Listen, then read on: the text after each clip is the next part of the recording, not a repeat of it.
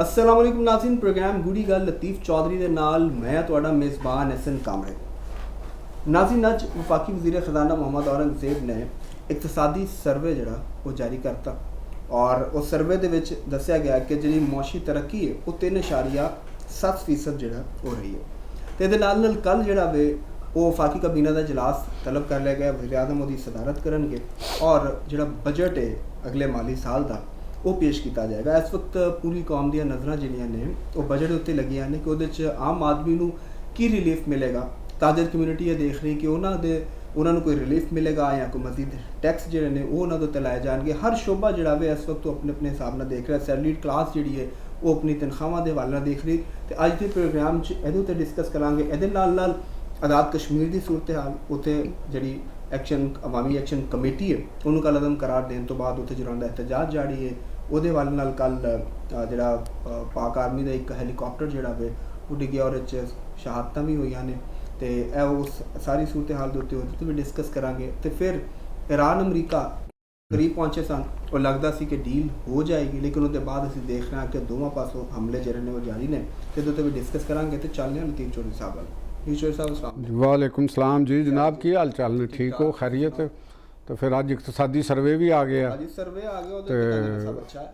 ज़ाहिर है गौरमेंटा तो हमेशा अच्छा कहदियां होंदियां ने तो और बजट के जोड़े ने खद्दो खाल वो भी सामने आ गए ने कि भी साडा आने वाले साल दे विच किस किस्म की गौरमेंट दे कोल की वसाइल होणगे और किस तरह के वो मामलात नूं करेगी।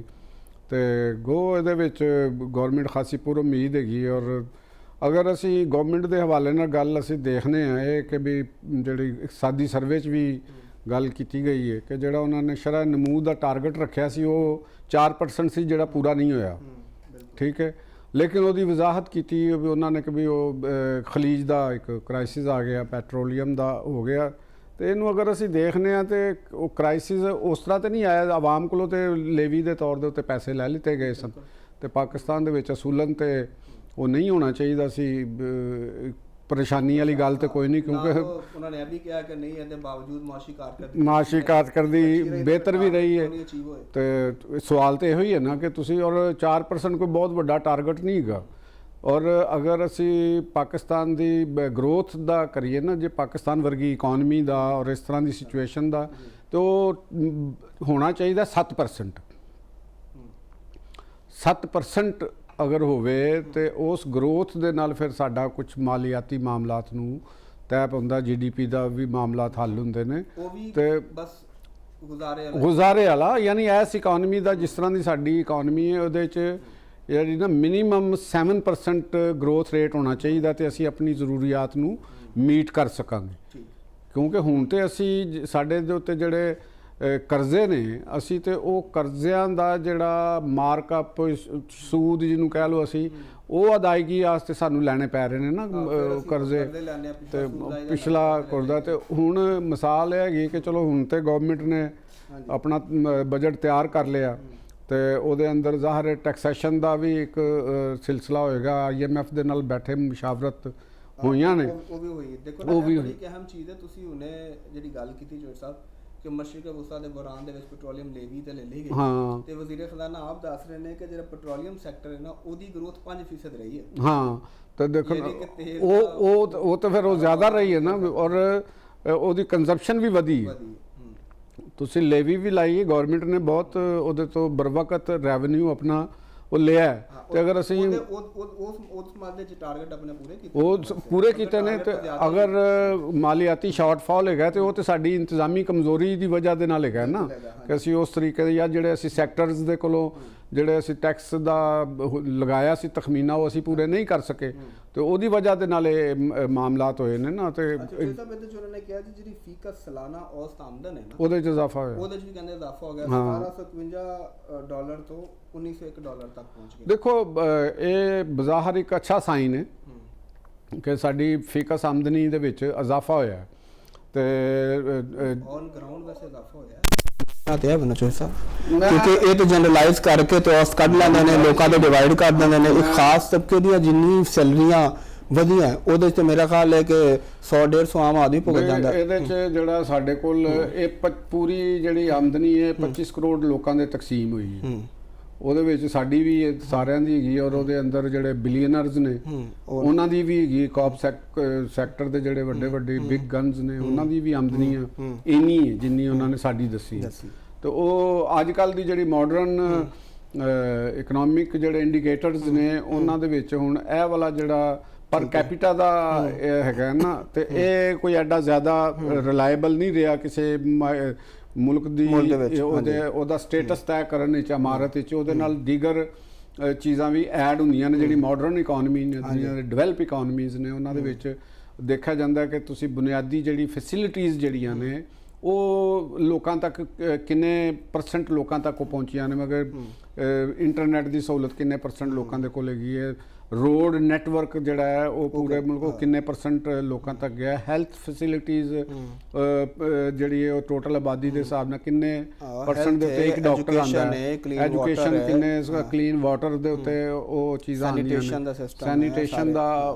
ਮਾਮਲਾ ਤਾਂ ਇਹ ਸਾਰਾ ਚੀਜ਼ਾਂ ਫਿਰ ਹੁਣ ਤੇ ਮਾਹੌਲੀਆਤ ਵੀ ਕਰ ਦਿੰਦੇ ਕਿ ਕਿੰਨੀ ਏਅਰ ਸਾਫ਼ ਜਿਹੜੀ ਹੈ ਉਹ ਲੋਕਾਂ ਨੂੰ ਮਿਲ ਰਹੀ ਹੈ ਤੇ ਉਹ ਇੰਡੀਕੇਟਰਸ ਨੂੰ ਅੱਜ ਕੱਲ ਮਾਡਰਨ ਸਟੇਟ ਉਹਨਾਂ ਇੰਡੀਕੇਟਰ ਨੂੰ ਕਰਦੀਆਂ ਤੇ ਇਹ ਇੱਕ ਇੰਡੀਕੇਟਰ ਜਿਹੜਾ ਨਾ ਕਿਸੇ ਮੁਆਸ਼ੀ ਤਰੱਕੀ ਦੀ ਜਾਂ ਕਿਸੇ ਕੌਮ ਦੀ ਖੁਸ਼ਹਾਲੀ ਦੀ ਅਲਾਮਤ ਨਹੀਂ ਹੈ ਲੇਕਿਨ ਬਹਰਹਾਲ ਇੱਕ ਜਿਸਲੇ ਅਸੀਂ ਉਹਨਾਂ ਨੂੰ ਮੈਨੇਜ ਕਰਨੇ ਆ ਜਾਂ ਸ਼ੁਮਾਰ ਕਰਨੇ ਆ ਚੀਜ਼ਾਂ 'ਚ ਉਹ ਸ਼ੁਮਾਰ ਜ਼ਰੂਰ ਹੁੰਦਾ ਹੈ ਉਹਦੇ ਅੰਦਰ ਉਹ ਸ਼ੁਮਾਰ ਤੇ ਹੋ ਰਿਹਾ ਤੁਸੀਂ ਇਹ ਜਿਹੜੀ ਗੱਲ ਹੈ ਸਾਰੇ ਇੰਡੀਕੇਟਰ ਤੇ ਜਿਹੜੀ ਤੁਸੀਂ ਗੱਲ ਕੀਤੀ ਹੈ ਇਹ ਇੰਡੀਕੇਟਰਸ ਤੇ ਉਦੋਂ ਟਾਰਗੇਟਸ ਅਚੀਵ ਹੋਣਗੇ ਕਿ ਜਦੋਂ ਹਿਊਮਨ ਡਿਵੈਲਪਮੈਂਟ ਤੇ ਖਰਚ ਹੋਵੇ ਔਰ ਉਹ ਖਰਚ ਹੁੰਦਾ ਜਦੋਂ ਡਿਵੈਲਪਮੈਂਟ ਬਜਟ ਜਿਹੜਾ ਹੋਵੇ ਉਹ ਜ਼ਿਆਦਾ ਹੋਵੇ ਲੋਕਾਂ ਤੇ ਲੱਗੇ ਤੇ ਇਸ ਬਜਟ ਦੇ ਜਿਹੜੇ ਖੱਦੋਖਾਲ ਸਾਹਮਣੇ ਆਏ ਨੇ ਉਹਦੇ ਵਿੱਚ ਤੇ ਜਿਹੜਾ ਤਰੱਕੀਆਤੀ ਬਜਟ ਹੈ ਉਹਨੂੰ ਘੱਟ ਕਰ ਦਿੱਤਾ ਗਿਆ ਇਹ ਦੇਖੋ ਇਹਦੇ 'ਚ ਬਿਲਕੁਲ ਤੁਹਾਡੀ ਗੱਲ ਠੀਕ ਹੈ ਔਰ ਇਹਦੇ ਵਿੱਚ ਦੇਖੋ ਇਹਦਾ ਕਈ ਸਿਆਸੀ ਪਹਿਲੂ ਵੀ ਸਨ ਦੇਖੋ ਕੁਝ ਲੋਕਾਂ ਨੇ ਇਹਦੇ ਬਾਰੇ 'ਚ ਇਹਨੂੰ ਬੁਨਿਆਦ ਬਣਾ ਕੇ ਤੇ ਹਕੂਮਤ ਦੇ ਜਾਣ ਦੀ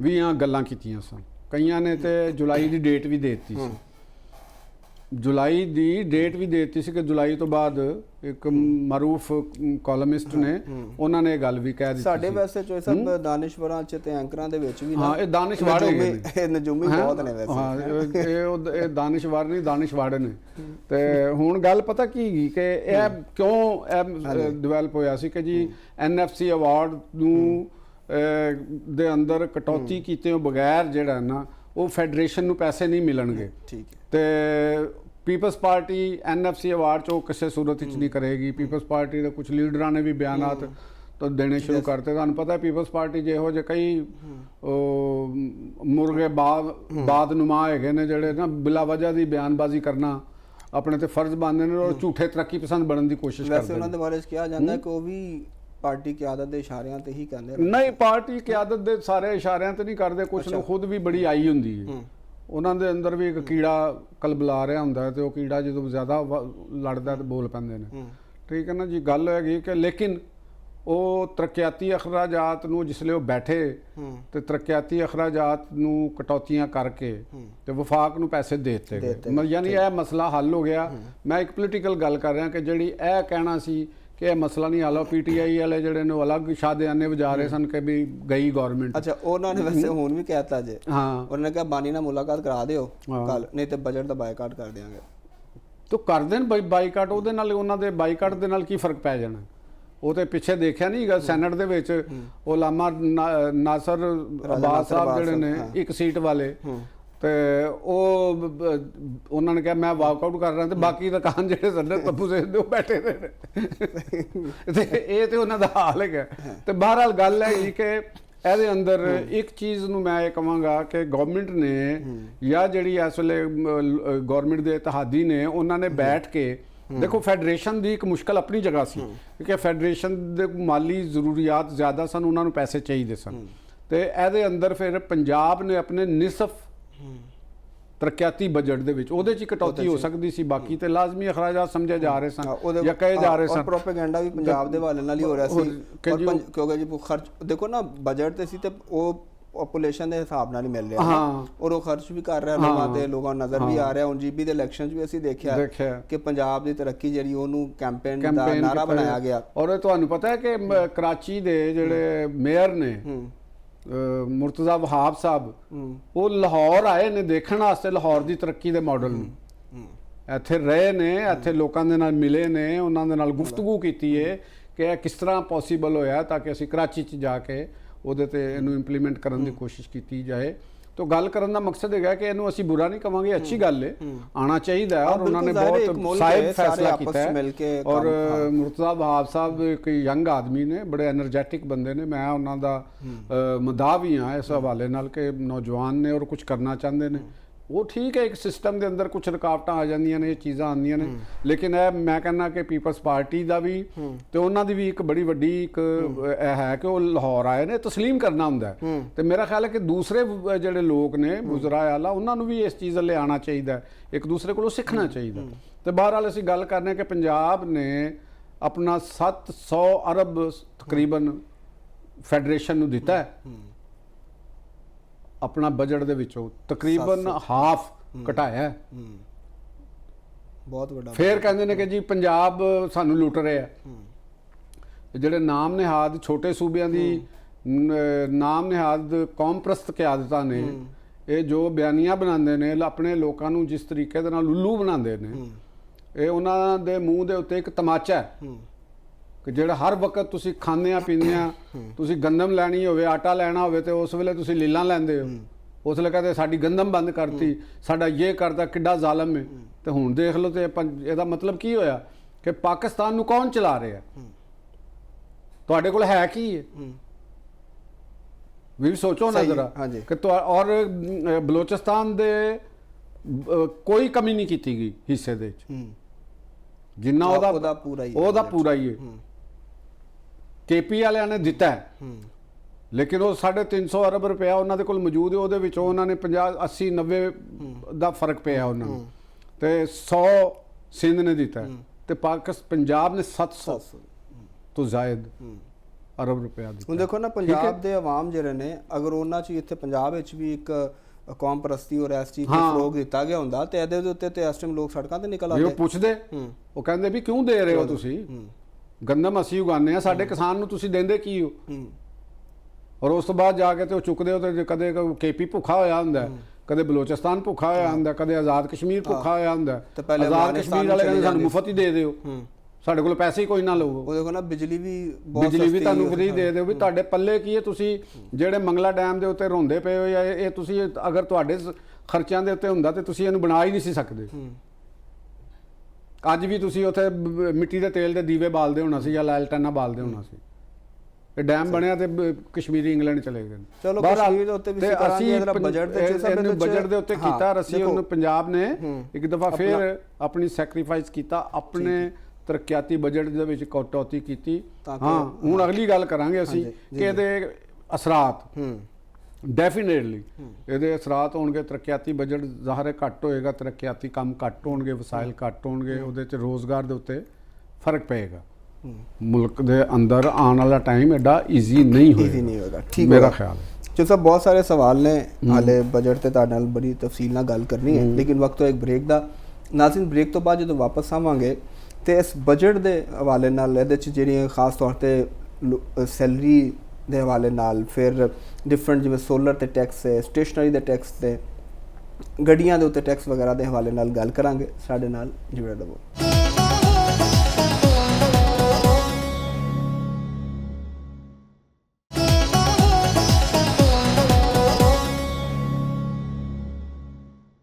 ਵੈਲਕਮ ਬੈਕ ਨਾਜ਼ਰੀਨ।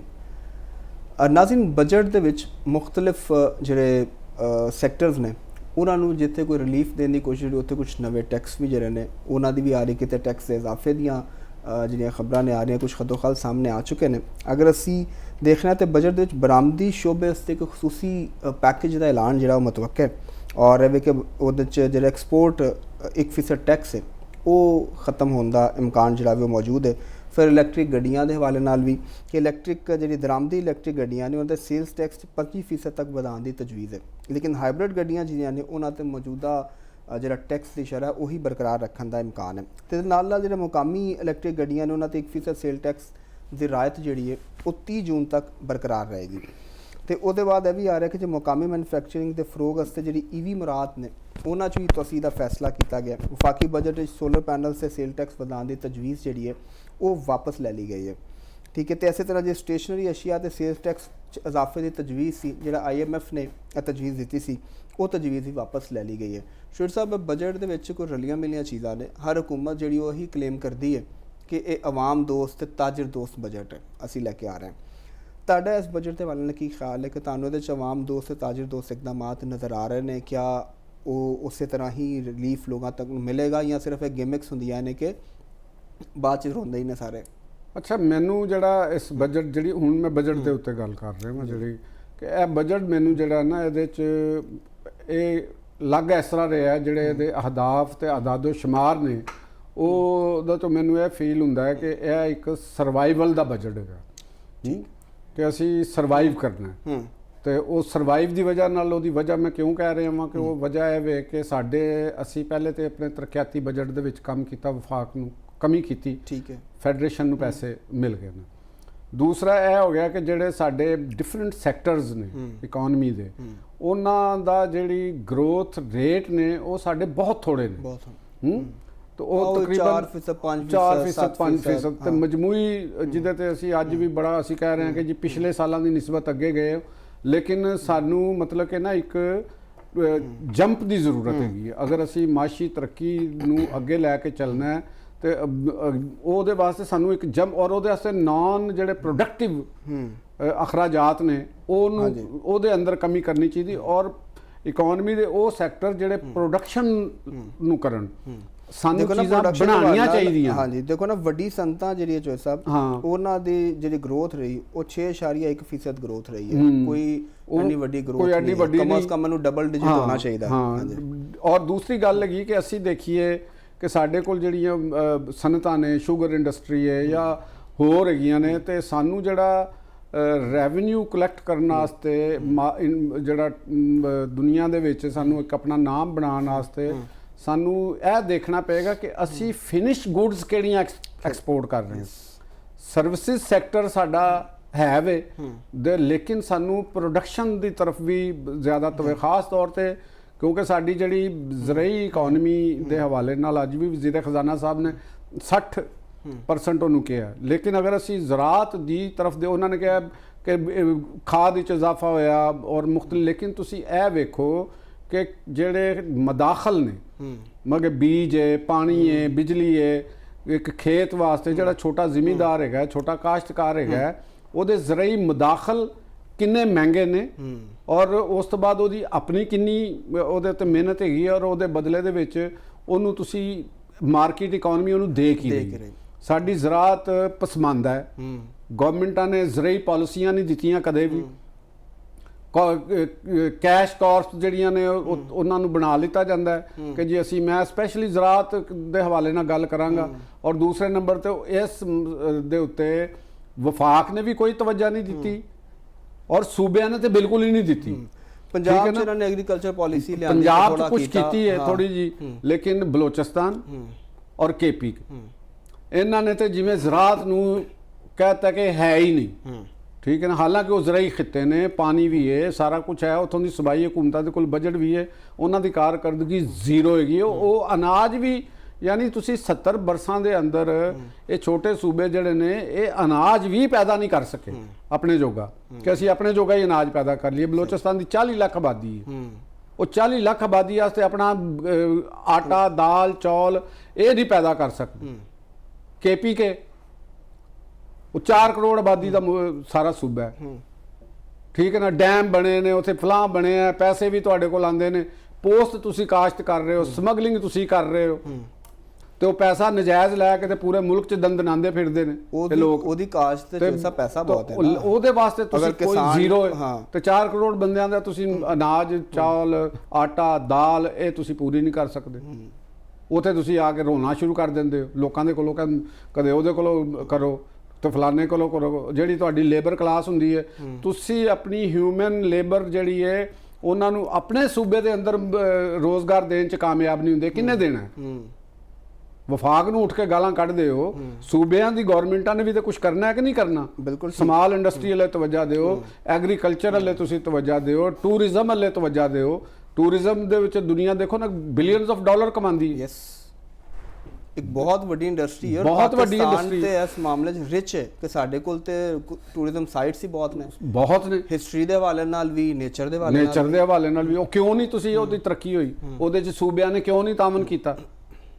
ਕਿਉਂ ਨਹੀਂ ਕੀਤਾ ਕਿ ਉੱਥੇ ਨਾ ਤੁਸੀਂ ਇਨਫਰਾਸਟ੍ਰਕਚਰ ਬਣਨ ਦਿੰਦੇ ਹੋ, ਨਾ ਤੁਸੀਂ ਅਮਨ ਓ ਅਮਾਨ ਦੀ ਤਰਫ ਤਵੱਜਾ ਦਿੰਦੇ ਹੋ ਕਿ ਉੱਥੇ ਅਮਨ ਓ ਅਮਾਨ ਹੋਏਗਾ ਤੇ ਸਿਆਹ ਜਾਏਗਾ ਨਾ। ਜੇ ਅਮਨ ਓ ਅਮਾਨ ਹੀ ਨਹੀਂ ਤੇ ਸਿਆਹ ਕੀ ਲੈਣ ਤੁਹਾਡੇ ਕੋਲ ਆਏਗਾ? ਪੈਸੇ ਕਿੱਥੋਂ ਲੈ ਕੇ ਆਣਗੇ? ਤੇ ਇਹ ਵੀ ਫੈਡਰੇਸ਼ਨ ਨੇ ਕਰਨਾ ਆ ਕੇ, ਪੰਜਾਬ ਨੇ ਕਰਨਾ ਆ ਕੇ। ਇਹ ਤੇ ਤੁਸੀਂ ਖੁਦ ਬਣਾਉਣਾ, ਸੂਬਿਆਂ ਨੇ ਬਣਾਉਣਾ, ਅਸੀਂ ਤਾਂ ਨਹੀਂ ਬਣਾਉਣਾ, ਜਾਂ ਪੰਜਾਬ ਨੇ ਤਾਂ ਨਹੀਂ ਬਣਾਉਣਾ। ਬਾਹਰੋਂ ਕੌਣ ਆਏਗਾ? ਉਹਦਾ ਦਿਮਾਗ ਖਰਾਬ ਹੈ। ਉਹ ਤਾਂ KP ਦੇ ਵਿੱਚ ਦਹਿਸ਼ਤਗਰਦੀ ਵਰਗੇ ਮੁਲਕ ਦੇ ਵਿੱਚ ਆ ਕੇ ਚਲਾ ਜਾਵੇ। ਤੁਹਾਨੂੰ ਪਤਾ ਹੈ ਕਿ ਉੱਥੇ ਸ਼ਕਰਦਰਾ ਦੇ ਵਿੱਚ 4 ਦਿਨ ਪਹਿਲੇ ਦਹਿਸ਼ਤਗਰਦਾਂ ਨੇ ਉੱਥੇ ਇੱਕ ਟਰਾਂਸਪੋਰਟਰ ਦੇ ਘਰ ਦੇ ਉੱਤੇ ਫਾਇਰਿੰਗ ਕੀਤੀ ਹੈ। ਤਾਂ ਫਿਰ ਉੱਥੇ MPA ਵੀ ਜਾ ਕੇ ਆਜ਼ਾਰੇ ਤਾਜ਼ੀਅਤ ਮੁਤਲਕਾ ਕਰਕੇ ਆ ਗਏ ਹੈ। ਤੇ ਲੇਕਿਨ ਤੁਸੀਂ ਉੱਥੋਂ ਦੀ ਪੁਲਿਸ ਨੂੰ, ਨਾ ਤੁਹਾਡੇ ਕੋਲ ਪੁਲਿਸ ਹੈ। ਉਹ ਸੁਣਿਆ ਕੋਈ ਫਾਇਰਿੰਗ 2 ਘੰਟੇ ਚੱਲਦੀ, ਫਾਇਰਿੰਗ ਵੀ ਖਾਸੀ ਦੇਰ ਤੱਕ। ਉਹਦਾ ਖਾਨਦਾਨ ਦੇ ਇੱਕ ਉਹਦਾ ਬੇਟਾ, ਇੱਕ ਭਤੀਜਾ ਸੀ ਉੱਥੇ ਸ਼ਹੀਦ ਹੋ ਗਏ ਨੇ ਤੇ ਬੈਠੇ ਨੇ। ਉਹ ਫਰੀਦੀ ਸਾਹਿਬ ਜਿਹੜੇ ਨੇ ਉਹ ਅਡਿਆਲਾ ਚ ਆ ਕੇ ਤੇ ਥਾਣੇਦਾਰ ਨਾਲ ਇੰਜ ਜਾ ਕੇ ਕਹਿੰਦੇ ਤੂੰ ਮੁਲਕ ਤੋੜਨਾ ਚਾਹਤੇ ਹੋ। ਓਏ ਭਾਈ ਜਾਨ, ਤੂੰ ਉੱਥੇ ਦੀ ਤੇ ਚਲਾ ਜਾਇਆ ਕਰ। ਸੋਚੋ ਨਾ ਵੀ ਤੂੰ ਸੂਬੇ ਦਾ ਵਜ਼ੀਰ ਆਲਾ ਤੈਨੂੰ ਕਿਸ ਵਾਸਤੇ ਬਣਾਇਆ ਹੈ? ਅਡਿਆਲਾ ਦੇ ਬਾਹਰ ਆ ਕੇ ਤੇ ਰੋਜ਼ ਆ ਕੇ ਤੇ ਇਧਰ ਕਾ ਉਧਰ ਬੰਦ ਕਮਰੋਂ ਕੇ ਫੈਸਲੇ, ਕਿਹੜੇ ਬੰਦ ਕਮਰਿਆਂ ਦੇ ਵਿੱਚ ਫੈਸਲੇ ਹੋ ਰਹੇ ਨੇ? ਮਾਮੂ ਜੀ ਉਹ ਤੇ ਉਹਨਾਂ ਨੇ ਵਾਅਦਾ ਕਰਤਾ ਹੈ, ਤੁਹਾਨੂੰ ਕਿੰਨੀ ਵਾਰੀ ਦੱਸਿਆ, ਤੁਹਾਨੂੰ ਯਾਦ ਦਹਾਨੀ ਕਰਾਣੀ ਪੈਂਦੀ ਹਮੇਸ਼ਾ। ਤਾਂ ਗੱਲ ਅਸੀਂ ਫਿਰ ਮੈਂਡੇਟ ਉਧਰ ਹੀ ਮਿਲਿਆ ਤੇ ਜ਼ਰਾਅਤ ਥੱਲੇ ਤੁਸੀਂ ਦੇਖੋ, ਅਸੀਂ ਜ਼ਰਈ ਮਈਸ਼ਤ ਦੇ ਨਾਲ ਲਾਈਫ ਸਟਾਈਲ ਜੁੜਿਆ। ਸਾਡੇ ਕੋਲ ਦੇਖਿਆ ਕਿ ਲਾਈਫ ਸਟਾਈਲ ਦੇ ਵਿੱਚ ਸਾਡੇ ਜਾਨਵਰਾਂ ਦੇ ਵਿੱਚ ਤਦਾਦ 'ਚ ਇਜ਼ਾਫਾ ਹੋਇਆ। ਬਿਲਕੁਲ ਹੋਇਆ। ਔਰ ਇਹ ਕਿਸਾਨ ਦਾ ਬਹੁਤ ਵੱਡਾ ਇੱਕ ਫੈਕਟਰ ਹੈ ਕਿ ਉਹਨੂੰ ਲਾਈਫ ਸਟਾਈਲ ਦੇ ਵਿੱਚ ਤਵੱਜਾ ਦਿੱਤੀ ਜਾਏ। ਉਹਦੀ ਔਰ ਉਸ ਤੋਂ ਬਾਅਦ ਜੰਗਲਾਤ ਤੁਸੀਂ ਖਤਮ ਕਰ ਲਏ, ਸ਼ਹਿਰਾਂ 'ਚ ਦਰਖਤ ਤੁਸੀਂ ਨਹੀਂ ਲਾਉਂਦੇ, ਜਰਾਇਮ ਤੁਸੀਂ ਨਹੀਂ ਖਤਮ ਕਰ ਸਕਦੇ। ਤੇ ਕੱਲਾ ਪੰਜਾਬ, ਸਾਰੇ ਮੁਲਕ ਨੂੰ ਉਹਨੇ ਠੇਕਾ ਲਿਆ ਪਾਲਣ ਦਾ। ਗਾਲਾਂ ਵੀ ਉਹ ਖਾਏ, ਬੁਰਾ ਵੀ ਉਹ ਬਣੇ, ਆਪਣੇ ਹਿੱਸੇ ਦਾ ਪੈਸਾ ਵੀ, ਸਭ ਤੋਂ ਜ਼ਿਆਦਾ ਬਿਜਲੀ ਦੇ ਬਿੱਲ ਅਸੀਂ ਦੇ ਰਹੇ ਹਾਂ, ਨਹੀਂ ਦੇ ਰਹੇ। ਤੁਸੀਂ ਦੱਸੋ ਕਿੰਨਾ ਬਿੱਲ ਆਇਆ ਹੋਣਾ ਤੁਹਾਨੂੰ? ਇੱਥੇ ਆਮ ਬੰਦੇ ਨੂੰ ਜਿਹਦੇ 2 ਕਮਰੇ ਨੇ ਵਿਚਾਰੇ ਨੇ, ਉਹਨੂੰ 15-15 ਹਜ਼ਾਰ ਰੁਪਇਆ ਬਿੱਲ ਆ ਰਿਹਾ। ਹਾਂਜੀ, ਉਹ ਬਿੱਲ ਵੀ ਪੇ ਕਰ ਰਿਹਾ, ਲੋਕਾਂ ਨੂੰ ਸਬਸਿਡਾਈਜ਼ ਆਟਾ ਵੀ ਦੇ ਰਿਹਾ। ਤੇ ਚੋਏ ਸਾਹਿਬ, ਫਿਰ ਉਹ ਬੁਰਾ। ਹਾਂ, ਤੁਸੀਂ ਬਿੱਲ ਦੀ ਗੱਲ ਕਰ ਰਹੇ ਹੋ, ਤੇ ਜਿੱਥੇ ਸਭ ਤੋਂ ਸਸਤਾ ਯੂਨਿਟ ਹੈ ਉਹ ਆਜ਼ਾਦ ਕਸ਼ਮੀਰ। ਠੀਕ ਹੈ, ਉੱਥੇ ਅਵਾਮੀ ਐਕਸ਼ਨ ਕਮੇਟੀ ਜਿਹੜੀ ਜਿਹਨੂੰ ਕਲਅਦਮ ਕਰਾਰ ਦਿੱਤਾ ਗਿਆ, ਉਹ ਇhtਜਾਜ ਵੀ ਕਰਕੇ ਬੈਠੀ, ਉੱਥੇ ਫਾਇਰਿੰਗ ਵੀ ਹੋ ਰਹੀ, ਹੋਈ ਹੈ, ਸ਼ਹਾਦਤਾਂ ਵੀ ਹੋਈਆਂ ਨੇ। ਤੇ ਕੀ ਇਹਨਾਂ ਨੂੰ ਕੀ ਮਸਲਾ ਜੇ? ਇਹਨਾਂ ਨੂੰ ਰੱਜ ਖਾਨ ਦੀਆਂ ਮਸਤੀਆਂ ਨੇ, ਹੋਰ ਕੋਈ ਨਹੀਂ। ਇਹਨਾਂ ਨੂੰ ਫ੍ਰੀ ਖਾਤੇ 'ਚ ਲੱਭ ਰਿਹਾ ਨਾ ਰੋਟੀ ਪਾਣੀ, ਇਹ ਇਹਨਾਂ ਨੂੰ ਲੜਨ ਰਿਹਾ। ਹੋਰ ਇਹਨਾਂ ਦੇ ਕੋਲ ਕੀ ਹੈ? ਬਈ ਦੇਖੋ, ਗੱਲ ਹੈਗੀ ਕਿ ਸਬਜ਼ੀ ਤੱਕ ਤੇ ਤੁਹਾਡੇ ਕੋਲੋਂ ਪੰਜਾਬ 'ਚ ਜਾ ਰਹੀ। ਇਹ ਜਿਹੜੀ ਹੈ ਕਲਅਦਮ ਅਵਾਮੀ ਐਕਸ਼ਨ ਨਾਮ ਨਿਹਾਦ ਟੈਰਰਿਸਟਾਂ ਦਾ ਗਰੋਹ, ਮੈਂ ਤਾਂ ਇਹਨਾਂ ਨੂੰ ਟੈਰਰਿਸਟ ਹੀ ਕਹਾਂਗਾ ਕਿ ਤੁਸੀਂ ਇਹ ਜਾ ਕੇ ਤੇ ਪਾਕਿਸਤਾਨ ਦੀ ਔਰ ਆਜ਼ਾਦ ਕਸ਼ਮੀਰ ਦੀ ਜਿਹੜੀ ਇੰਤਜ਼ਾਮੀਆ ਹੈ, ਪੁਲਿਸ ਹੈ, ਤੁਸੀਂ ਉਹਨਾਂ ਤੇ ਹਮਲੇ ਕਰਦੇ ਪਏ। ਤੁਸੀਂ ਉਹਨਾਂ ਦੇ ਖਿਲਾਫ, ਉਹਨਾਂ ਦੇ ਤੁਸੀਂ ਜਿਹੜੇ ਚੰਦ ਲਗੜ ਬਗੜ ਇੰਗਲੈਂਡ ਦੇ ਵਿੱਚ ਬੈਠੇ ਨੇ, ਉਹਨਾਂ ਦੇ ਬਰਮਿੰਗਮ ਦੇ ਵਿੱਚ, ਬਰੈਡਫੋਰਡ ਦੇ ਵਿੱਚ, ਤੇ ਉਹਨਾਂ ਦੀ ਤੁਸੀਂ ਗੁਫ਼ਤਗੂ ਕਰ ਦੇਖੋ ਤਾਂ ਦਿਲ ਕਰਦਾ ਕਿ ਛਿੱਤਰ ਲਾ ਲਵੇ ਤੇ ਇਹਨਾਂ ਨੂੰ ਲੰਮਿਆਂ ਪਾ ਲਵੇ। ਨਾ ਤੁਹਾਨੂੰ ਅਕਲ ਨਾ ਮੌਤ। ਤੁਸੀਂ ਇੱਥੇ ਹੁੰਦੇ ਨਾ ਤੇ ਅੱਜ ਤੱਕ ਤੁਸੀਂ ਮੰਜੀ ਪੀੜੀਆਂ ਠੋਕਦੇ ਹੋਣਾ ਸੀ। ਇਹ ਪਾਕਿਸਤਾਨ ਦੀ ਕਰਾਮਾਤ ਨੇ ਕਿ ਤੁਹਾਨੂੰ ਪਾਸਪੋਰਟ ਦਿੱਤੇ ਨੇ ਤੇ ਤੁਸੀਂ ਇੰਗਲੈਂਡ ਗਏ ਹੋ। ਇਹ ਮੰਗਲਾ ਡੈਮ ਦੀ ਕਰਾਮਾਤ ਹੈ ਕਿ ਤੁਸੀਂ ਇੰਗਲੈਂਡ ਚਲੇ ਗਏ ਹੋ ਤੇ ਉੱਥੋਂ ਦੇ ਨੈਸ਼ਨਲ ਬਣ ਗਏ ਹੋ ਤੇ ਉੱਥੇ ਬੰਦੇ ਦੇ ਪੁੱਤਰਾਂ ਦੀ ਤਰ੍ਹਾਂ ਰਹੋ। ਉਹ ਤੁਹਾਡੇ ਲਈ ਤੁਸੀਂ ਪਾਕਿਸਤਾਨ ਦੇ ਕੋਲੋਂ ਕੀ ਲੈਣਾ ਹੈ ਜੀ? ਤੁਸੀਂ ਕਸ਼ਮੀਰ ਕੋਲੋਂ ਕੀ ਲੈਣਾ? ਤੁਹਾਡਾ ਕੀ ਤਲਕ ਵਾਸਤਾ ਕਸ਼ਮੀਰ ਦੇ ਨਾਲ? ਸੋਚੋ ਨਾ ਜ਼ਰਾ। ਜਿਹੜੇ ਇੱਥੇ 25 ਲੱਖ ਕਸ਼ਮੀਰੀ ਬੈਠਾ ਹੈ ਪਾਕਿਸਤਾਨ ਦੇ ਵਿੱਚ, ਇੱਥੇ ਉਹ ਨਾਲ ਉਹ ਸਟੇਟਸ ਵੀ ਹੈ ਉਹਦੇ ਕੋਲ ਕਸ਼ਮੀਰੀ ਦੇ ਨਾਲ, ਉਹ ਇੱਥੇ ਸਰਕਾਰੀ ਮੁਲਾਜ਼ਮਤਾਂ ਵੀ ਲੈ ਰਿਹਾ ਹੈ ਔਰ ਇੱਥੇ ਕਾਰੋਬਾਰ ਵੀ ਕਰ ਰਿਹਾ ਹੈ, ਸਾਰਾ ਕੁਝ ਕਰ ਰਿਹਾ ਹੈ। ਤਾਂ ਹੁਣ ਉਹ 25 ਲੱਖ ਨੂੰ ਵੀ ਤਾਂ ਬੋਲਣਾ ਚਾਹੀਦਾ ਨਾ, ਕਿ ਨਹੀਂ ਬੋਲਣਾ ਚਾਹੀਦਾ? ਬਿਲਕੁਲ ਬੋਲਣਾ ਚਾਹੀਦਾ। ਤੇ ਇੱਥੇ ਜਿਹੜੇ ਉਹਨਾਂ ਦੀਆਂ ਔਲਾਦਾਂ ਨੇ, ਜਿਹੜੇ ਕੋਈ ਐਂਕਰ ਬਣੇ ਨੇ, ਕੋਈ ਸਾਫੀ ਬਣੇ ਨੇ, ਤੇ ਉਹ ਅੱਜ ਉਹਨਾਂ ਦੀ ਸਪੋਰਟ ਦਾ ਵਾਸਤੇ ਲੱਗੇ ਨੇ ਕਿ ਇਹਨਾਂ ਨੂੰ ਕੋਈ ਸ਼ਰਮ ਆ ਕੋਈ ਨਹੀਂ। ਅਸੀਂ ਤਾਂ ਨਹੀਂ ਕਦੇ ਕਿਸੇ ਨੂੰ ਸਮਝਿਆ ਕਿ ਆ ਕਸ਼ਮੀਰੀ ਹੈ ਜਾਂ ਫਲਾਨਾ ਹੈ ਜਾਂ ਕੋਈ ਹੋਰ ਹੈਗਾ। ਅਸੀਂ ਕਿਸੇ ਦੇ ਬਾਰੇ 'ਚ ਕੋਈ ਗੱਲ ਨਹੀਂ ਕੀਤੀ। ਬਿਲਕੁਲ ਠੀਕ ਹੈ। ਅਸੀਂ ਤਾਂ ਦਿਲ ਖੋਲਿਆ ਸਾਰਿਆਂ ਬਿਲਕੁਲ। ਤੇ ਇਹ ਬੈਠ ਕੇ ਔਰ ਫਿਰ ਪਾਕਿਸਤਾਨ ਦੇ ਚੈਨਲਾਂ ਤੇ ਬੈਠ ਕੇ ਤੇ ਬਕਵਾਸ ਕਰਦੇ ਨੇ। ਸ਼ਾਇਦ ਪੰਜਾਬ ਦੇ ਪਾਣੀ ਦੇ ਵਿੱਚ ਵਫਾ ਨਹੀਂ ਹੈ, ਇਹਦੇ ਨਿਮਕ ਦੇ ਵਿੱਚ ਵੀ ਵਫਾ ਨਹੀਂ ਹੈ। ਅੱਗ ਪੀ ਸਾਰੇ ਲੈਂਦੇ, ਖਾ ਸਾਰੇ ਲੈਂਦੇ ਨੇ ਵੀ ਬਾਹਰੋਂ ਸਿਕੰਦਰ ਦੀਆਂ ਫੌਜਾਂ ਆਣ ਤੇ ਪੰਜਾਬ ਦਾ ਰਾਜਾ ਪੋਰਸ ਲੜੇ, ਇਹ ਉਸ ਵੇਲੇ ਵੀ ਕੁਛ ਨਾ ਕਰਨ ਤੇ ਗਾਲਾਂ ਇਹ ਪੰਜਾਬ ਨੂੰ ਕੱਢਣ। ਤੇ ਹੁਣ ਕੀ ਹੋਏਗਾ ਆਜ਼ਾਦ ਕਸ਼ਮੀਰ ਦੀ ਸੂਰਤ? ਕੁਛ ਵੀ ਨਹੀਂ ਹੋਏਗਾ। ਅੱਛਾ, ਹਾਂ, ਇਹ ਆਪਣੇ ਅੰਜਾਮ 'ਚ ਪਹੁੰਚਣਗੇ। ਸਗੋਂ ਬਿਹਤਰ ਹੋਇਆ ਕਿ ਐਕਸਪੋਜ਼ ਹੋ ਗਏ ਨੇ ਗੰਦੇ ਆਂਡੇ ਜਿਹੜੇ ਨੇ, ਇਹਨਾਂ 'ਚੋਂ ਨਾ ਚੂਜ਼ੇ ਨਿਕਲਣੇ ਨੇ, ਨਾ ਇਹ ਖਾਣ ਦੇ ਕਾਬਿਲ ਨੇ। ਠੀਕ ਹੈ, ਇਹਨਾਂ ਤਲਫ ਹੀ ਕਰਨਾ, ਇਹ ਤਲਫ ਹੀ ਹੋਣੇ ਨੇ, ਇਹਨਾਂ ਦਾ ਅੰਜਾਮ ਇਹੋ ਹੀ ਹੋਣਾ। ਚਲੋ ਠੀਕ ਹੈ ਜੋਸ਼ ਸਾਹਿਬ, ਜ਼ਿਆਦਾ ਜਜ਼ਬਾਤੀ ਹੋ ਗਏ ਹੋ। ਜਜ਼ਬਾਤੀ ਨਹੀਂ, ਮੈਂ ਸੋਚ ਸਮਝ ਕੇ ਗੱਲ ਕੀਤੀ। ਅੱਛਾ, ਮੈਂ ਕਿਤੇ ਕੋਈ ਨਹੀਂ ਦੇਖੋ, ਨੋਟ ਜਜ਼ਬਾਤੀ ਅਸੀਂ ਇਹ ਹਕੀਕਤ ਗੱਲ ਕਰ ਰਹੇ ਹਾਂ। ਤੁਸੀਂ ਦੱਸੋ ਕਿ ਇਹਨਾਂ ਦੇ ਕੋਲ ਹੈ ਕੀ ਹੈ? ਇਹ ਸ਼ੌਕਤ ਨਵਾਜ਼ ਮੀਰ ਹੈ, ਕੌਣ ਹੈਗਾ, ਕੀ ਵੇਚਦਾ? ਪੱਲੇ ਨਹੀਂ ਧੇਲਾ ਤੇ ਕਰਦੀ ਮੇਲਾ ਮੇਲਾ। ਉਹ ਸਰਦਾਰ ਅਮਾਨ ਲਓ, ਕਿੱਥੋਂ ਦਾ ਤੂੰ ਸਰਦਾਰ ਹੈ ਵੀ? ਸਰਦਾਰ ਅਮਾਨ ਖਾਂ ਫਲਾਨਾ ਤੇ ਢੀਂਗੜਾ, ਚਲੋ ਇੱਕ ਤੁਹਾਡਾ ਵੋਟ ਨਹੀਂ ਉਸੇ। ਚਲੋ ਠੀਕ ਹੋ ਗਿਆ। ਨਾਜ਼ਰੀਨ, ਪ੍ਰੋਗਰਾਮ 'ਚ ਵਕਤ ਇੱਕ ਬ੍ਰੇਕ ਦਾ, ਚੋਇਸਾ ਤੇ ਬਹੁਤ ਜਜ਼ਬਾਤੀ ਨੇ ਤੇ ਇਹਨਾਂ ਦੀ ਜ਼ਰਾ ਬ੍ਰੇਕ ਲਵਾਉਂਦੇ ਹਾਂ ਤੇ ਬ੍ਰੇਕ ਤੋਂ ਬਾਅਦ ਜਦੋਂ ਵਾਪਸ ਆਵਾਂਗੇ ਤੇ ਇਰਾਨ ਅਮਰੀਕਾ ਸੂਰਤ ਹਾਲ ਉੱਤੇ ਗੱਲ ਕਰਾਂਗੇ। ਸਾਡੇ ਨਾਲ ਜੁੜੇ ਰਹੋ।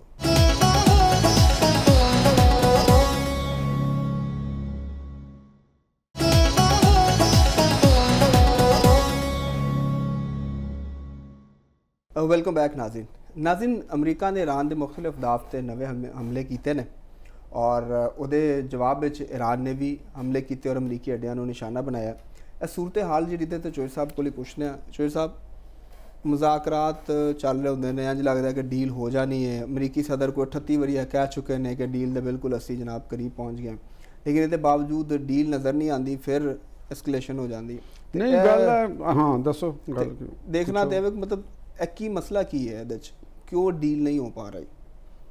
ਦੇਖੋ ਗੱਲ ਪਤਾ ਕੀ ਕਿ ਅੱਗੇ ਵੀ ਮੈਂ ਗੱਲ ਕੀਤੀ ਕਿ ਇੱਕ ਤਰਫ ਪ੍ਰੈਜ਼ੀਡੈਂਟ ਟਰੰਪ ਹੈਗਾ, ਉਹਨਾਂ ਦਾ ਇੱਕ ਮਾਮਲਾ ਕਲੀਅਰ ਹੈਗਾ ਕਿ ਤੁਸੀਂ ਜਿਹੜੀ ਇਰਾਨੀਅਨ ਰਜੀਮ ਹੈਗੀ ਹੈ ਉਹ ਮੁxtਲਿਫ ਚੀਜ਼ਾਂ ਦੇ ਉੱਤੇ ਰਾਜ਼ੀ ਹੈ, ਖੁਦ ਵੀ ਉਹ ਗੱਲਾਂ ਕਰ ਚੁੱਕੇ ਨੇ।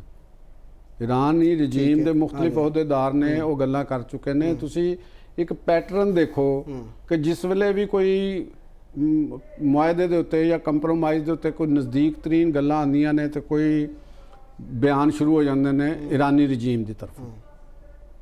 ਕੀ ਹੋ ਜਾਂਦਾ ਹੈ, ਕੋਈ ਮੋਹਸਨ ਰਜ਼ਾਈ ਸਾਹਿਬ ਆ ਗਏ, ਠੀਕ ਹੋ ਗਈ, ਉਹਨਾਂ ਨੇ ਦੇਣਾ ਸ਼ੁਰੂ ਕਰਤੇ ਅਲੱਗ ਤੋਂ। ਪਾਸਦਾਰਾਨ ਦੇ ਹਵਾਲੇ ਨਾਲ ਕਿਸੇ ਨੇ ਅਲੱਗ ਤੋਂ ਕਰਨਾ ਸ਼ੁਰੂ ਕਰ ਦਿੱਤੇ ਬਿਆਨਾਤ। ਉਹ ਬਿਆਨਾਤ ਦੇ ਬਾਅਦ ਫਿਰ ਕੋਈ ਫਰੈਂਡਲੀ ਫਾਇਰ ਸ਼ੁਰੂ ਹੋ ਗਏ, ਉਧਰੋਂ ਵੀ ਆ ਗਏ ਫੌਜਾਂ ਜਿਹੜੀਆਂ ਸਾਹਮਣੇ ਬੈਠੀਆਂ ਨੇ, ਉਹ ਕੰਮ ਫਿਰ ਵਿੱਚ ਆ ਗਿਆ। ਉਹ ਈਰਾਨ ਨੇ ਕਿਹਾ ਜੀ ਤੁਸੀਂ ਲੈਬਨਾਨ ਦੇ ਅੰਦਰ ਹਿਜ਼ਬੁੱਲਾ ਦੇ ਨਾਲ ਨਾ ਲੜੋ। ਗੱਲ ਮਤਲਬ ਇਹ ਹੈਗੀ ਕਿ ਪੇਚੀਦਾ ਮਾਮਲਾ ਹੈ। ਇਰਾਨੀ ਰਜੀਮ ਜਿਹੜੀ ਹੈ ਉਹਨਾਂ ਦੀ ਬਹੁਤ ਜ਼ਿਆਦਾ ਦੀਗਰ ਮੁਲਕਾਂ ਦੇ ਅੰਦਰ ਵੀ ਪੈਨੀਟ੍ਰੇਸ਼ਨ ਜ਼ਿਆਦਾ ਮੌਜੂਦ ਹੈ, ਜਿਹੜੀ ਉਹਨਾਂ ਨੇ ਲਾਇਬਿਲਿਟੀ ਆਪਣੇ ਉੱਤੇ ਲਈ ਹੋਈ ਹੈ। ਜਿਵੇਂ ਹਿਜ਼ਬੁੱਲਾ ਦੀ ਲਾਇਬਿਲਿਟੀ ਆਪਣੇ ਉੱਤੇ ਲਈ ਹੋਈ ਹੈ, ਹੌਸੀਆਂ ਦੀ ਲਾਇਬਿਲਿਟੀ ਈਰਾਨ ਦੇ ਉੱਤੇ ਲਈ ਹੋਈ ਹੈ। ਇਰਾਕ ਦੇ ਅੰਦਰ ਵੀ ਜਿਹੜੇ ਉਹ ਅਰਬੀਲ ਵਗੈਰਾ ਦੇ ਉੱਤੇ ਜਾ ਕੇ ਹਮਲੇ ਕਰਦੇ ਨੇ, ਉਹ ਕੁਰਦ ਏਰੀਆ। ਇਰਾਕ ਬਗਦਾਦ ਦੀ ਜਿਹੜੀ ਗਵਰਨਮੈਂਟ ਹੈ ਉਹ ਇੱਕ ਕਿਸਮ ਦੀ ਉੱਥੋਂ ਦੀ ਹਿਜ਼ਬੁੱਲਾ ਇਰਾਕ ਦੇ ਜ਼ਰੇ ਅਸਰ ਹੈਗੀ। ਇਹ ਮਾਮਲਾ ਹੈ। ਤੇ ਹੁਣ ਇਸ ਸਿਚੁਏਸ਼ਨ ਦੇ ਅੰਦਰ ਯੂਰੇਨੀਅਮ ਦੇ ਮਾਮਲਾਤ ਉੱਤੇ ਮੈਂ ਪਹਿਲੇ ਵੀ ਕਹਿ ਚੁੱਕਿਆ ਹਾਂ, ਜਦ ਤੱਕ ਇਰਾਨੀ ਰਜੀਮ ਯੂਰੇਨੀਅਮ ਦੇ ਮਾਮਲਾਤ ਉੱਤੇ ਨਹੀਂ ਕਰੇਗੀ, ਐਗਰੀਮੈਂਟ ਨਹੀਂ ਹੋਏਗਾ, ਜੰਗ ਬੰਦ ਨਹੀਂ ਹੋਏਗੀ। ਇਹ ਜੰਗ ਬੰਦ ਨਹੀਂ, ਇਹ ਘਿਰਾਓ ਹੈ। ਇਸ ਵਕਤ ਜਿਵੇਂ ਤੁਸੀਂ ਪੁਰਾਣਾ ਦੌਰ ਦੇ ਵਿੱਚ, ਪੁਰਾਣੀ ਹਿਸਟਰੀ ਦੇ ਵਿੱਚ ਪੜ੍ਹਨੇ ਆ ਨਾ ਕਿ ਸੀਜ ਆਫ ਵੀਆਨਾ, ਜਦੋਂ ਇਹਨਾਂ ਨੇ ਉਸਮਾਨੀ ਤੁਰਕਾਂ ਨੇ ਵੀਏਨਾ ਦਾ ਮੁਹਾਸਰਾ ਕਰ ਲਿਆ ਸੀ ਤੇ ਉਸ ਵੇਲੇ ਸੁਲਤਾਨ ਦਾ ਇੰਤਕਾਲ ਹੋ ਗਿਆ ਤੇ ਉਹ ਵਾਪਸ ਫਿਰ ਮੁਹਾਸਰਾ ਚੁੱਕਣਾ ਪਿਆ। ਔਰ ਇਸੇ ਤਰ੍ਹਾਂ ਹੀ ਜਿਸ ਵੇਲੇ ਮੰਗੋਲੀਜ਼ ਆਏ ਸਨ ਇੱਧਰ ਤੇ ਉਹਨਾਂ ਦਾ ਜਦੋਂ ਰਾਹ ਦੇ ਵਿੱਚ ਹਲਾਕੂ ਖਾਨ ਜਿਸਲੇ ਪੈਲਸਟਾਈਨ ਤੱਕ ਪਹੁੰਚਿਆ, ਸੀਰੀਆ ਤੱਕ ਪਹੁੰਚਿਆ, ਤੇ ਉਸ ਵਕਤ ਚੰਗੇਜ਼ ਦੀ ਡੈਥ ਦੀ ਇਤਲਾਹ ਉਹਨਾਂ ਦੇ ਕੋਲ ਆਈ ਤੇ ਉਹ ਫਿਰ ਉਹ ਵਾਪਸ ਉਹ ਚਲਾ ਗਿਆ। ਤੇ ਇਸ ਤਰ੍ਹਾਂ ਇਹ ਇਸ ਵਕਤ ਈਰਾਨ ਦੀ ਸੀਜ ਹੋਈ ਹੈ, ਈਰਾਨ ਦੀ ਨਾਕਾਬੰਦੀ ਹੋਈ ਹੈ। ਈਰਾਨ ਸਿਰਫ ਮਿਜ਼ਾਈਲ ਫਾਇਰ ਕਰ ਸਕਦਾ ਹੈ, ਈਰਾਨ ਨਾ ਕਿਸੇ ਤੇ 에ਅਰ ਅਟੈਕ ਕਰ ਸਕਦਾ ਹੈ, ਨਾ ਈਰਾਨ ਦੀ ਜਿਹੜੀ ਪਾਸਦਾਰਾਨ ਨੇ, ਸਿਰਫ ਪਾਸਦਾਰਾਨ ਹੀ ਲੜ ਰਹੇ ਨੇ ਨਾ ਉਹ ਕਿਸੇ ਦੇ ਉੱਤੇ ਨੇਵਲ ਅਟੈਕ ਕਰ ਸਕਦੇ ਨੇ। ਉਹਨਾਂ ਦੇ ਜਿਹੜੀ ਆਪ ਨੇ ਹੁਰਮਜ਼ ਇੱਕ ਉਹਨਾਂ ਨੇ ਹਥਿਆਰ ਇੱਕ ਬਣਾਇਆ ਕਿ ਇਹਦੇ ਅੰਦਰੋਂ ਜਿਹੜਾ ਨਿਕਲੇਗਾ ਅਸੀਂ ਉਹਨੂੰ ਹਿੱਟ ਕਰਾਂਗੇ ਤੇ ਉਹ ਤੁਹਾਨੂੰ ਉਹ ਰਸਤਾ ਰੁਕੇਗਾ ਤੇ ਉਹ ਆ ਜਾਏਗੀ ਸਾਰੇ ਗੱਲ। ਤੇ ਨਵ ਗੇਮ ਟਰੰਪ ਵੀ ਖੇਲ ਰਹੇ ਨੇ। ਉਹ ਕਹਿ ਰਹੇ ਨੇ ਕਿ ਜਿਹੜਾ ਟ੍ਰੇਡ ਰੂਟ ਨੂੰ ਬਹੁਤ ਜ਼ਿਆਦਾ ਲੋਕ ਯੂਜ਼ ਕਰ ਰਹੇ ਨੇ, ਬਹੁਤ ਮੁਲਕ ਯੂਜ਼ ਕਰ ਰਹੇ ਨੇ, ਉਹ ਆ ਜਾਣ, ਉਹ ਕਹਿਣ ਕਿ ਜੀ ਇਹਨੂੰ ਬਜ਼ੋਰੇ ਕੁਵਤ ਅਸੀਂ ਸਾਡੇ ਨਾਲ ਰਲ ਜਾਣ ਤੇ ਅਸੀਂ ਬਜ਼ੋਰੇ ਕੁਵਤ ਕਰ ਦਿੰਦੇ। ਤੇ ਮੈਨੂੰ ਇਹ ਲੱਗ ਰਿਹਾ ਕਿ ਅਗਰ ਇਹ ਮਾਮਲਾ ਤੇ ਇੰਝ ਹੀ ਰਹੇ ਤੇ ਜਿਸ ਤਰ੍ਹਾਂ ਪ੍ਰੈਜ਼ੀਡੈਂਟ ਟਰੰਪ ਨੇ ਕਿਹਾ ਕਿ ਅਸੀਂ ਦੁਬਾਰਾ ਉਹਨਾਂ ਦੇ ਇਨਫਰਾਸਟ੍ਰਕਚਰ ਦੇ ਉੱਤੇ ਅਟੈਕ ਕਰਾਂਗੇ ਤਾਂ ਉਹਦੇ ਵਿੱਚ ਮਜ਼ੀਦ ਨੁਕਸਾਨ ਹੋਏਗਾ। ਕਿ ਧਮਕੀ ਦਿੱਤੀ ਕਿ ਤਾਬੜਤੋੜ ਹਮਲੇ ਕਰਾਂਗੇ, ਉਹਨਾਂ ਨੂੰ ਕਰਾਂਗੇ ਅਸੀਂ, ਉਹਨਾਂ ਦੇ ਪੁਲਾਂ ਦੇ ਉੱਤੇ, ਹੋਰ ਇੰਸਟਾਲੇਸ਼ਨ ਦੇ ਉੱਤੇ, ਤੇ ਇਰਾਨੀ ਆਵਾਮ ਦੇ ਮਸਾਇਬ ਦੇ ਵਿੱਚ ਇਜ਼ਾਫਾ ਹੋਏਗਾ।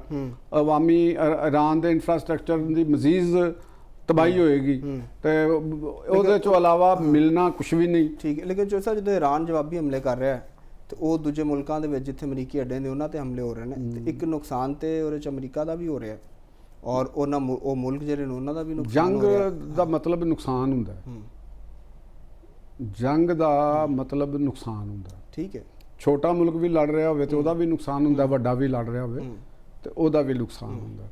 ਦੇਖਣਾ ਇਹ ਹੁੰਦਾ ਕਿ ਕੋਈ ਜਿਹੜਾ ਮੁਲਕ ਹੈ ਕਿਆ ਉਹ ਆਪਣੇ ਨੁਕਸਾਨ ਨੂੰ ਬਰਦਾਸ਼ਤ ਕਰਨ ਦੇ ਕਾਬਿਲ ਹੈ ਕਿ ਨਹੀਂ ਹੈ। ਠੀਕ ਹੈ। ਇੱਕ ਤਰਫ ਅਗਰ ਅਸੀਂ ਇਹਦਾ ਐਨਾਲਿਸਿਸ ਕਰ ਲੈਂਦੇ ਹਾਂ ਤੇ ਤੁਸੀਂ ਦੇਖੋ ਕਿ ਈਰਾਨ ਦੇ ਕੋਲ ਉਹਨਾਂ ਦੀ ਟ੍ਰੇਡ ਮੁਕੰਮਲ ਤੌਰ ਤੇ ਨਹੀਂ ਹੈਗੀ। ਉਹ ਕੁਝ ਜਿਹੜੇ ਟਰੰਪ ਨੇ ਗੱਲ ਕੀਤੀ ਕਿ ਸਾਡੇ ਅਸੀਂ ਟੈਂਕ ਜਹਾਜ਼ ਲੰਘਣ ਦੀ ਇਜਾਜ਼ਤ ਦਿੱਤੀ, ਉੱਥੋਂ ਉਹਨਾਂ ਨੇ ਪੈਸੇ ਕਮਾਏ, ਉਹ ਪੈਸੇ ਉਹਨਾਂ ਦੇ ਕੋਲ ਉਹ ਆ ਗਏ। ਹੁਣ ਜਜ਼ਬਾਤ ਅਲੱਗ ਹੋਣਾ, ਸਾਡੀ ਹਮਦਰਦੀ ਅਲੱਗ ਹੋਣਾ, ਤੇ ਲੇਕਿਨ ਫੈਕਟਸ ਦੀ ਦੁਨੀਆ ਇੱਕ ਬਿਲਕੁਲ ਡਿਫਰੈਂਟ ਦੁਨੀਆ ਹੁੰਦੀ ਹੈ। ਅੱਜ ਖਲੀਜ ਦੇ ਮੁਲਕ, ਅਰਬ ਮੁਲਕ ਉਹ ਜੰਗ ਤੋਂ ਬਚਣ ਦੀ ਕੋਸ਼ਿਸ਼ ਕਰ ਰਹੇ ਨੇ, ਯੂਰਪੀ ਯੂਨੀਅਨ ਜੰਗ ਤੋਂ ਬਚਣ ਦੀ ਕੋਸ਼ਿਸ਼ ਕਰ ਰਹੀ ਹੈ, ਬਰਤਾਨੀਆ ਜੰਗ ਤੋਂ ਬਚਣ ਦੀ ਕੋਸ਼ਿਸ਼ ਕਰ ਰਹੀ ਹੈ। ਤੁਹਾਡੇ ਇਲਮ 'ਚ ਗਿਆ ਕਿ ਬਰਤਾਨੀਆ ਨੇ ਤਾਲਿਬਾਨ ਪਾਸਦਾਰਾਨ ਦੇ ਉੱਤੇ ਮਜ਼ੀਦ ਪਾਬੰਦੀਆਂ ਆਇਦ ਕੀਤੀਆਂ ਨੇ। ਠੀਕ ਹੈ, ਔਰ ਇਹ ਮੈਨੂੰ ਲੱਗ ਰਿਹਾ ਕਿ ਇੱਕ ਦਫਾ ਫਿਰ ਯੂਨਾਈਟਿਡ ਨੇਸ਼ਨ ਦੀ ਸਿਕਿਉਰਿਟੀ ਕਾਉਂਸਲ ਦੇ ਵਿੱਚ ਮਾਮਲਾ ਜਾਣਗੇ ਫਿਰ ਦੁਬਾਰਾ। ਟਰੰਪ ਚਾਹੁੰਦੇ ਨੇ, ਮੈਨੂੰ ਜਿਹੜਾ ਹੁਣ ਆਸਾਰ ਨਜ਼ਰ ਆ ਰਹੇ ਨੇ ਕਿ ਸਾਨੂੰ ਇੱਕ ਇੰਟਰਨੈਸ਼ਨਲ ਵੈਲਿਡਿਟੀ ਮਿਲ ਜਾਵੇ ਤੇ ਫਿਰ ਉਹਦੇ ਜ਼ਰੀਏ ਫਿਰ ਅਸੀਂ ਜੋ ਵੀ ਕਰਨਾ, ਉਹ ਜਿਵੇਂ ਖਾਰਗ ਦੇ ਉੱਤੇ ਤੇ ਇਹਨਾਂ ਦੇ ਉੱਤੇ ਪਹਿਲੇ ਵੀ ਮੈਂ ਗੱਲ ਕੀਤੀ ਸੀ ਕਿ ਉਹ ਹੋ ਸਕਦਾ ਕਿ ਖਾਰਗ ਵਗੈਰਾ ਦੇ ਉੱਤੇ ਜਾ ਕੇ ਖੁਦ ਬੈਠ ਜਾਣ, ਬਾਕੀ ਈਰਾਨ ਮੇਨਲੈਂਡ ਦੇ ਉੱਤੇ ਬੈਠੇ ਰਹਿਣ, ਜਿਵੇਂ ਮਰਜ਼ੀ ਲੋਕ ਮਰਦੇ ਰਹਿਣਗੇ, ਲੋਕ ਭੁੱਖੇ ਮਰਦੇ ਰਹਿਣਗੇ, ਜਿਹੜੀਆਂ ਹਕੂਮਤਾਂ ਬੈਠੀਆਂ ਨੇ। ਜਿਵੇਂ ਅਫਗਾਨਿਸਤਾਨ 'ਚ ਤਾਲਿਬਾਨ ਨੇ ਉਹ ਆਵਾਮ ਦੇ ਸਾਹਮਣੇ ਕੋਈ ਜਵਾਬ ਦੇ ਤੇ ਨਹੀਂ ਹੈਗੇ, ਜਿਹਦੇ ਮਰਜ਼ੀ ਮਾਰਦੇ ਰਹਿਣ, ਜੋ ਮਰਜ਼ੀ ਕਰਦੇ ਰਹਿਣ, ਇੰਝ ਹੀ ਪਾਸਦਾਰਾਂ ਵੀ ਆਵਾਮ ਦੇ ਤੇ ਜਵਾਬ ਦੇ ਨਹੀਂ ਹੈਗੇ। ਤੇ ਆਉਣ ਵਾਲੇ ਦਿਨਾਂ 'ਚ ਤੁਹਾਨੂੰ ਸੂਰਤ ਹਾਲ ਮਜ਼ੀਦ ਵਰਸ ਵੀ ਅਗਰ ਹੋਸ਼ਮੰਦੀ ਦਾ ਮੁਜ਼ਾਹਰਾ ਨਾ ਕੀਤਾ ਗਿਆ ਤੇ ਫਿਰ ਇਹ ਵਰਸ ਹੋ ਗਏ, ਜਿਹਦੇ ਚਾਂਸਸ ਮੈਨੂੰ ਹੁਣ ਲੱਗ ਰਹੇ ਨੇ ਕਿ ਮਜ਼ੀਦ ਵਰਸ ਵੀ ਤਾਲੁਕਾਤ ਹੋਣਗੇ ਲੜਾਈ ਦਾ। ਔਰ ਇਹਦੇ ਸਾਨੂੰ ਲੱਗ ਰਿਹਾ ਜਿਸ ਤਰ੍ਹਾਂ ਹੁਣ ਤੁਸੀਂ ਕਹਿ ਰਹੇ ਹੋ ਕਿ ਜਿਹੜੇ ਅਮਰੀਕੀ ਸਦਰ ਨੇ ਉਹਨਾਂ ਦੀ ਵੀ ਨੀਅਤ ਜਿਹੜੀ ਉਹ ਵੀ ਬਦਲਦੀ ਨਜ਼ਰ ਆ ਰਹੀ ਹੈ, ਕੋਈ ਚਾਹ ਰਹੇ ਨੇ ਕਿ ਇੰਟਰਨੈਸ਼ਨਲ ਕੋਈ ਉਹਨਾਂ ਨੂੰ ਚੀਜ਼ਾਂ ਮਿਲ ਜਾਣ। ਉਹ ਪਹਿਲੇ ਦਿਨ ਤੋਂ ਹੀ ਉਹਨਾਂ ਦੀ ਹੈਗੀ। ਦੇਖੋ ਨੈਟੋ ਨੂੰ ਬਾਰ-ਬਾਰ ਨਹੀਂ ਕਹਿ ਰਹੇ ਕਿ ਤੁਸੀਂ ਆਓ। ਠੀਕ ਹੈ, ਤੇ ਉਹਨਾਂ ਦੇ ਅਜ਼ਾਇਮ ਤੁਹਾਨੂੰ ਖਤਰਨਾਕ ਨਜ਼ਰ ਆ ਰਹੇ। ਉਹਨਾਂ ਦੇ ਅਜ਼ਾਇਮ ਜਿਹੜੇ ਨੇ ਉਹ ਚਾਹੁੰਦੇ ਨੇ ਕਿ ਇਹਨੂੰ ਅਸੀਂ ਦੂਸਰੇ ਮੁਲਕਾਂ ਨੂੰ ਆਪਣੇ ਨਾਲ ਮਿਲਾਈਏ ਤਾਂ ਕਿ ਇੱਕ ਇੰਟਰਨੈਸ਼ਨਲ ਮੈਂਡੇਟ ਸਾਨੂੰ ਮਿਲ ਜਾਏ, ਜਿਵੇਂ ਅਫਗਾਨਿਸਤਾਨ 'ਚ ਮਿਲਿਆ, ਜਿਵੇਂ ਇਰਾਕ 'ਚ ਮਿਲਿਆ। ਠੀਕ ਹੈ, ਯਾਨੀ ਕਿ ਉਹ ਜਿਹੜਾ ਈਰਾਨ ਦਾ ਇੱਕ ਖਦਸ਼ਾ ਹੈ ਵੀ, ਔਰ ਇੱਕ ਅਦਮ ਇਤਮਾਦ ਹੈ ਅਮਰੀਕਾ ਦੇ ਉੱਤੇ, ਮਤਲਬ ਇਤਮਾਦ ਬਹਾਲ ਨਹੀਂ ਹੋ ਰਿਹਾ, ਉਹਦੀ ਇਹ ਵੀ ਇੱਕ ਰੀਜ਼ਨ ਹੋ ਸਕਦੀ ਕਿ ਉਹਨਾਂ ਨੂੰ ਪਤਾ ਹੈ ਕਿ ਬਈ ਇਹਨਾਂ ਨੂੰ ਜਦੋਂ ਮੌਕਾ ਮਿਲਿਆ ਤੇ ਇਹ ਇਤਮਾਦ ਤੇ ਬਹਾਲ ਨਹੀਂ ਹੋਣਾ। ਠੀਕ ਹੈ, ਇਤਮਾਦ ਚਲੋ ਇੱਕ ਥਿਓਕ੍ਰੈਟਿਕ ਰਿਆਸਤ ਦਾ ਇੱਕ ਦੂਸਰੇ ਰਿਆਸਤ ਨੂੰ ਜਿਹਨੂੰ ਉਹ ਅਕਾਇਦ ਦੀ ਨਜ਼ਰ ਨਾਲ ਦੇਖਦੇ ਹੋਣ, ਇੱਕ ਥਿਓਕ੍ਰੈਟਿਕ ਰਿਆਸਤ ਦੇ ਪਾਲਿਸੀ ਸਾਜ਼ ਜਿਸ ਉਹ ਆਪਣੀ ਪਾਲਿਸੀਆਂ ਮੁਰਤਬ ਕਰਦੇ ਨੇ ਤੇ ਉਹ ਆਪਣੀ ਮੁਤਹਾਰ ਕੰਟਰੀਜ਼ ਨੂੰ ਔਰ ਮੁਲਕਾਂ ਨੂੰ ਆਪਣੇ ਅਕੀਦੇ ਦੇ ਮੁਖਾਲਫ ਅਕੀਦੇ ਦੇ ਬੰਦੇ ਸਮਝਦੇ ਨੇ, ਉਹ ਇਹ ਨਹੀਂ ਸਮਝਦੇ ਕਿ ਇਹ ਲੋਕ ਕੋਈ ਡੈਮੋਕ੍ਰੈਟਿਕ ਨੇ ਜਾਂ ਕੋਈ ਹੋਰ ਚੀਜ਼ਾਂ ਨੇ। ਉਹਦਾ ਫਿਰ ਅਲਟੀਮੇਟ ਰਿਜ਼ਲਟ ਤੇ ਕਿਸੇ ਨਾ ਕਿਸੇ ਦਾ ਖਾਤਮਾ ਹੀ ਹੋਏਗਾ। ਆ ਗਿਆ ਇਸ ਹਵਾਲੇ ਨਾਲ ਤੇ ਪ੍ਰੋਗਰਾਮ ਦਾ ਵਕਤ ਤੁਹਾਨੂੰ ਪਤਾ ਬੜੀ ਤੇਜ਼ੀ ਨਾਲ ਚੱਲ ਰਿਹਾ ਤੇ ਐਂਡ ਤੇ ਕੋਈ ਮੈਸੇਜ ਸਾਡੇ ਨਾਜ਼ਰੀਨ ਨੂੰ? ਜੀ ਮੈਂ ਕਾਮਰੇ ਸਾਹਿਬ ਅੱਜ ਮੈਸੇਜ ਆਪਣੇ ਦੇਖਣ ਵਾਲੇ ਸੁਣਨ ਵਾਲੇ ਨੂੰ ਇਹ ਦੇਣਾ ਚਾਹਾਂਗਾ, ਗਰਮੀ ਬਹੁਤ ਸ਼ਦੀਦ ਹੈ, ਟੈਂਪਰੇਚਰ ਲਾਹੌਰ ਦੇ ਵਿੱਚ ਵੀ 43 ਤੋਂ ਉੱਤੇ ਚਲਾ ਗਿਆ ਔਰ ਕਈ ਪਾਕਿਸਤਾਨ ਦੇ ਸ਼ਹਿਰਾਂ ਦੇ ਵਿੱਚ 47 48 ਤੱਕ ਵੀ ਇਹ ਗਿਆ। ਤੋ ਇਸ ਗਰਮੀ ਦੀ ਵਜ੍ਹਾ ਦੇ ਨਾਲ ਔਰ ਟੈਂਪਰੇਚਰ ਹਾਈ ਹੋਣ ਦੇ ਨਾਲ ਨਹਿਰਾਂ ਦੇ ਉੱਤੇ ਔਰ ਦਰਿਆਵਾਂ ਦੇ ਉੱਤੇ ਲੋਕ ਔਰ ਬਹੁਤ ਜ਼ਿਆਦਾ ਜਾ ਰਹੇ ਨੇ ਔਰ ਕਈਆਂ ਜਗ੍ਹਾ ਦੇ ਉੱਤੇ ਡੁੱਬਣ ਦੀ ਵੀ ਇਤਲਾਤ ਆ ਰਹੀ ਹੈ। ਜਿਵੇਂ ਕੱਲ ਇੱਕ ਪੰਜਾਬ ਦੇ ਵਿੱਚ ਚਾਵਤਨੀ ਦੇ ਵਿੱਚ ਨਹਿਰ 'ਚ ਨਹਾਉਂਦੇ ਲੋਕ ਡੁੱਬ ਗਏ ਔਰ ਇੰਝ ਹੀ ਲਾਹੌਰ ਦੇ ਵਿੱਚ ਵੀ ਨਹਿਰਾਂ ਦੇ ਉੱਤੇ ਲੋਕ ਆਉਂਦੇ ਨੇ ਔਰ ਉਹਦੇ ਨਾਲ ਟ੍ਰੈਫਿਕ ਦੇ ਮਸਾਇਲ ਪੈਦਾ ਹੁੰਦੇ ਨੇ ਔਰ ਨਹਿਰਾਂ ਨੂੰ ਡੁੱਬਦੇ ਨੇ ਬੰਦੇ। ਤੇ ਮੇਰੇ ਇਹਨਾਂ ਨੂੰ ਇੱਕ ਨਸੀਹਤ ਹੈ ਸਾਡੇ ਲੋਕਾਂ ਨੂੰ ਕਿ ਤੁਸੀਂ ਇਹਤਿਆਤ ਕਰੋ ਔਰ ਜਿੱਥੇ ਜਿਹੜੇ ਪਾਣੀ ਦੇ ਬਾਰੇ 'ਚ ਤੁਹਾਨੂੰ ਇਲਮ ਨਹੀਂ ਹੈਗਾ ਜਾਂ ਤੁਸੀਂ ਤੈਰਾਕੀ ਦੇ ਫਨ ਤੋਂ ਨਾ ਆਸ਼ਨਾ ਹੋ ਤੇ ਗਹਿਰੇ ਪਾਣੀਆਂ ਤੋਂ ਜਾਣ ਤੋਂ ਬਚੋ। ਠੰਡੇ ਰਹਿਣ ਵਾਸਤੇ ਆਪਣੇ ਘਰ ਦੇ ਵਿੱਚ ਵੀ ਕੋਈ ਬੰਦੋਬਸਤ ਕਰ ਲਓ। ਜ਼ਰੂਰੀ ਥੋੜਾ ਕਿ ਤੁਸੀਂ ਬਾਹਰ ਧੁੱਪ ਦੇ 'ਚ ਨਿਕਲ ਕੇ ਤੇ ਨਹਿਰਾਂ ਦੇ ਉੱਤੇ ਹੀ ਆਉਣਾ। ਹਾਲਾਂਕਿ ਨਹਿਰ ਲਾਹੌਰ 'ਚ ਤਾਂ ਪਾਬੰਦੀ ਹੈ ਤੇ ਲੇਕਿਨ ਗੌਰਮੈਂਟ ਨੂੰ ਵੀ ਤਵੱਜਾ ਦੇਣੀ ਚਾਹੀਦੀ ਹੈ, ਆਵਾਮ ਨੂੰ ਖੁਦ ਵੀ ਆਪਣੀ ਜ਼ਿੰਦਗੀ ਦਾ ਤਹਫੁਜ਼ ਕਰਨਾ ਚਾਹੀਦਾ। ਠੀਕ ਹੋਗਾ ਜੀ ਸਾਹਿਬ, ਬੜਾ ਬਿਹਤਰੀਨ ਤੁਸੀਂ ਇੱਕ ਮੈਸੇਜ ਦਿੱਤਾ। ਨਾਜ਼ਰੀਨ ਪ੍ਰੋਗਰਾਮ ਦਾ ਵਕਤ ਹੋ ਗਿਆ ਖਤਮ। ਕੱਲ ਹਾਜ਼ਰ ਹੋਵਾਂਗੇ ਐਸੇ ਵੇਲੇ ਤੇ ਕਰਾਂਗੇ ਗੂੜੀ ਗੱਲ ਲਤੀਫ ਚੌਧਰੀ ਦੇ ਨਾਲ।